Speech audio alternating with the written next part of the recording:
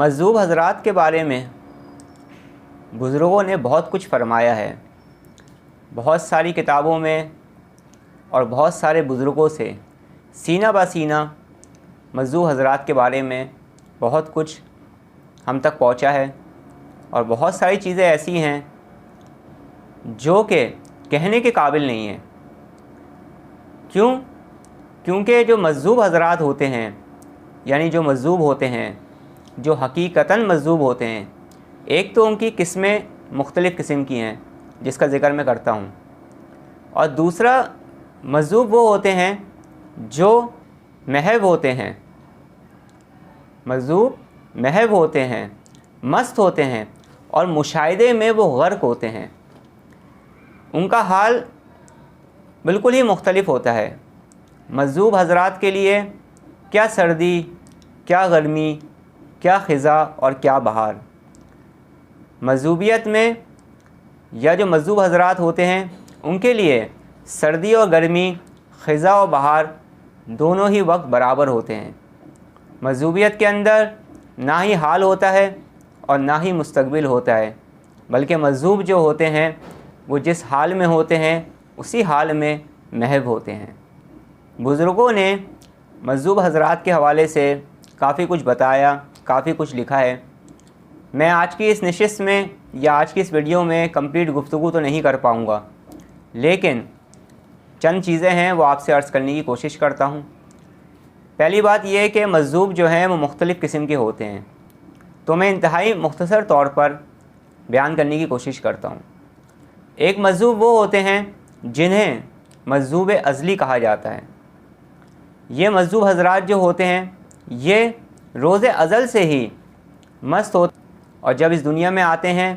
تو اس دنیا میں بھی ان پر اسی کیفیات کا غلبہ رہتا ہے،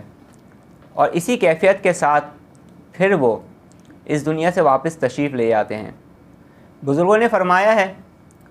کہ ایک مجذوب وہ ہوتا ہے جو کہ مجذوب کسبی ہوتا ہے، یعنی کسب کے ذریعے حالت مجذوبیت میں داخل ہو جاتا ہے کبھی کبھی،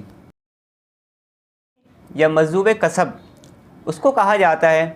کہ جس کی ایک مثال میں دیتا ہوں، مثال دے کے سمجھانے کی کوشش کرتا ہوں آپ لوگوں کو، تاکہ انتہائی آسانی کے ساتھ آپ لوگ سمجھ پائیں۔ مجذوب کسب وہ ہوتا ہے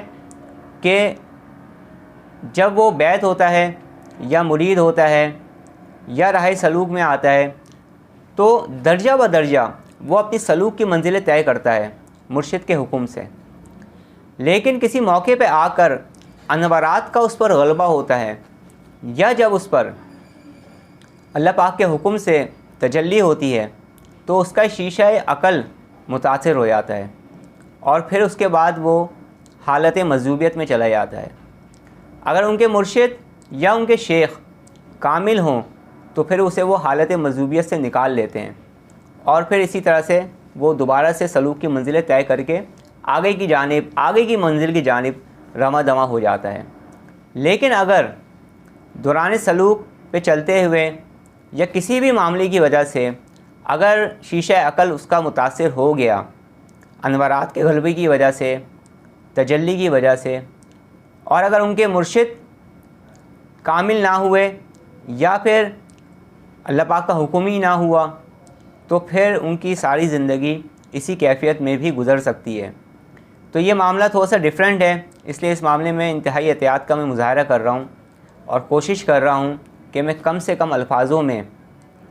اور کم سے کم اپنی گفتگو میں اس چیز کو آپ لوگوں تک پہنچا سکوں۔ باقی تفصیل سے انشاءاللہ تعالی زندگی رہی تو کسی اور ویڈیو میں بھی عرض کروں گا۔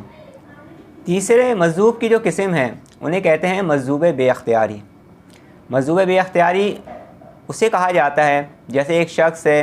وہ نارمل ہے اور اپنی نارمل لائف گزار رہا ہے، اچانک سے اس کی کسی مجذوب سے ملاقات ہو گئی، اور کسی بھی وجہ سے مجذوب کی نگاہ جو ہے اس کی جانب اڑ گئی، مجذوب کی توجہ اس کی جانب ہو گئی، چاہے وہ محبت کی وجہ سے ہو یا کسی بھی وجہ سے ہو۔ توجہ کرنے کی وجہ سے اس شخص کے اندر بھی حالت مجذوبیت پیدا ہو جاتی ہے، جو کہ یکا یک ہوتی ہے، یعنی کہ فوراً ہوتی ہے،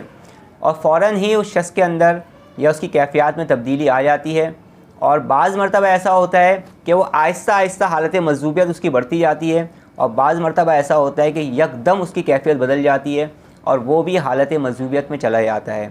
ایسے انسان کو مجذوب بے اختیاری کہا جاتا ہے، یعنی اس کا کوئی اختیار نہیں ہوتا، نہ ہی اس نے کوئی ایسی کوشش کی ہوتی ہے، نہ ہی وہ کسی کے پاس گیا ہوا ہوتا ہے۔ اب صورتحال یہاں پر بھی مختلف ہوتی ہے۔ اگر اس شخص کے کوئی مرشد ہیں، مرشد کامل ہیں، اور اچانک سے یہ واقعہ ہو گیا ہے، اچانک سے ایسے معاملات ہو گئے، تو ان کے پیر و مرشد اگر کامل ہوں گے تو وہ اسے حالت مجذوبیت سے باہر لے آئیں گے، اور اگر پیر و مرشد کامل نہیں ہیں یا پیر و مرشد کی توجہ نہیں ہے یا کسی ایسے بزرگ سے اس شخص کا واسطہ نہیں ہے، تو پھر نہیں کہا جا سکتا کہ وہ کب آئے گا باہر حالت مجذوبیت سے۔ یہ اللہ پاک ہی بہتر جانتے ہیں۔ یہ بتائیے کہ مجذوب کی توجہ کا کیا اثر ہوتا ہے؟ مجذوب کی توجہ جو ہوتی ہے وہ بہت کامل ہوتی ہے، اور مجذوب کا انداز جو ہوتا ہے وہ بالکل ڈیفرنٹ ہوتا ہے۔ اچھا، مجذوبیت میں بھی جو ہے وہ مختلف قسم کے بزرگوں کی کیفیات رہی ہیں۔ کچھ بزرگ ایسے ہوتے ہیں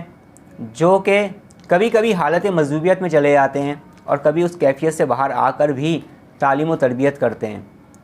لیکن اگر ہم مکمل طور پہ مجذوب کی بات کریں تو مجذوب کی جو نگاہ کا اثر ہے یا اس کی توجہ کا جو اثر ہے وہ بہت زیادہ کامل ہوتا ہے۔ یا اگر میں اسے اپنے الفاظوں میں بیان کرنے کی کوشش کروں کہ مجذوب کا جو تیر چلتا ہے تو وہ نشانے پر جا کر لگتا ہے، اور انسان کے اندر فوری طور پر کیفیات جو ہیں اس کی چینج ہونے لگتی ہیں۔ اب نہیں معلوم کہ مجذوب کی اس وقت جو نگاہ ہوئی وہ کس وجہ سے ہوئی، کس لیے ہوئی، جلال میں ہوئی یا حالت محبت میں اس نے توجہ کی ہے۔ اب یہ تو مجذوب کا معاملہ ہے کہ اس کے ذہن میں اس وقت کیا خیالات چل رہے ہیں، یا اس شخص کا معاملہ ہے یا اس دور کا معاملہ ہے یا اس وقت کا معاملہ ہے کہ اس شخص نے کوئی سوال کیا یا کیا معاملہ ہوا۔ لیکن اگر توجہ کی بات کریں گے ہم تو مجذوب کی توجہ بہت ہی زیادہ کامل ہوتی ہے۔ کامل ہونے سے مراد میری یہ ہے کہ اس کی توجہ کا اثر بہت زیادہ ہوتا ہے، ان کی توجہ کا اثر بہت زیادہ ہوتا ہے، اور فوری طور پر اس کے اثرات رونما ہونا شروع ہو جاتے ہیں۔ اکثر و بیشتر دیکھنے میں ایسا ہی آیا ہے۔ ماشاءاللہ سے آپ نے بہت اچھا اس کو ڈیفائن کیا۔ 3 سوالات تو میں نے آپ سے جو پوچھے تھے وہ آپ نے بیان کیے، اور آخر کا ایک سوال میں نے آپ سے کہا تھا کہ سب سے آخر میں پوچھوں گا جب آپ تفصیلات بتا چکے ہوں گے مجذوب کے حوالے سے۔ یہ بتائیے کہ کیا کبھی آپ کی کسی مجذوب سے ملاقات ہوئی ہے؟ یہ سوال کہاں سے آپ کے ذہن میں آ گیا؟ بہرحال کچھ چیزیں ایسی ہوتی ہیں جس کا تعلق عوام الناس سے نہیں ہوتا۔ تربیت کے کچھ مراحل ایسے ہوتے ہیں جو کہ بیان کے قابل نہیں ہوتے، انہیں بیان نہیں کرنا چاہیے۔ کچھ چیزیں ایسی ہوتی ہیں، کچھ باتیں ایسی ہوتی ہیں جن کو بیان کرنے کے لیے بھی بزرگوں نے منع فرمایا ہے۔ کچھ کیفیات ایسی ہوتی ہیں، کچھ روحانی معاملات ایسے ہوتے ہیں، کچھ ایسے واقعات ہوتے ہیں جنہیں بیان نہیں کیا جا سکتا۔ ہمیں لوگوں کے سامنے ان چیزوں کو بیان کرنا چاہیے جن چیزوں سے لوگوں کے اندر اویئرنیس زیادہ سے زیادہ پھیلے یا جن سے لوگوں کو بہت زیادہ فائدہ ہو۔ اب میری کسی مجذوب سے ملاقات ہوئی یا نہیں ہوئی ہے، اس کو فائدہ صرف ان لوگوں کو ہوگا جو کہ ہمارے ساتھ یا میرے ساتھ چل رہے ہیں، کہ تربیت کے نتیجے میں کچھ چیزیں ان کے ساتھ بھی شیئر کروں۔ بہرحال اگر آپ نے یہ سوال کیا ہے تو میں اس کا مختصر سا جواب یہ دوں گا کہ بالکل اللہ پاک کے حکم سے، اللہ پاک کے فضل و کرم سے میری کافی بزرگ حضراتوں سے ملاقاتیں ہوئی ہیں ماضی کے اندر، لیکن ان کے معاملات کیا ہیں، اس کے احوال کیا ہیں، کیا واقعات ہوئے، میری کس طرح سے ملاقات ہوئی، ان کی توجہ کا میں نے کیا اثر دیکھا، اور اس طرح کی دیگر چیزیں انشاءاللہ تعالی زندگی رہی تو کبھی کسی اور جگہ پر کسی مناسب وقت پر بیان کرنے کی کوشش کروں گا انشاءاللہ۔